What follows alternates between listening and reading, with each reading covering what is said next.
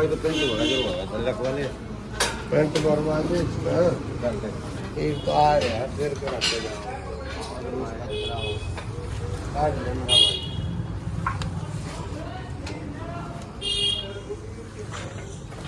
यार मुझे तो बनवाए हैं जिसके